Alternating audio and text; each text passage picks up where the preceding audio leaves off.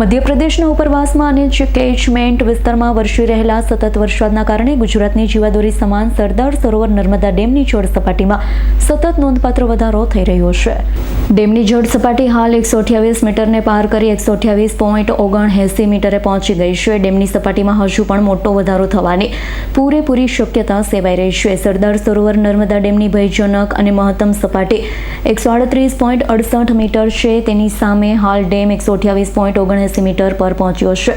ડેમમાં અત્યાર સુધીમાં કુલ ક્ષમતાના 70.24% જેટલો પાણીનો જથ્થો ભરાઈ ચૂક્યો છે. આગામી ચોમાસા અને ઉનાળાની સિઝન માટે સંગ્રહાતું પાણી સિંચાઈ અને પીવાના પાણી માટે ઉપયોગમાં લેવાશે, જે ગુજરાત માટે રાહતના સમાચાર કહી શકાય.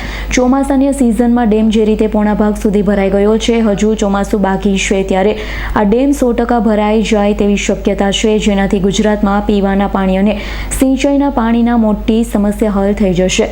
કેચમેન્ટ વિસ્તારમાં વરસાદ ચાલુ હોવાથી વહીવટીતંત્ર દ્વારા પણ ડેમની સપાટી પર સતત 24 કલાક મોનિટરિંગ કરાઈ રહ્યું છે.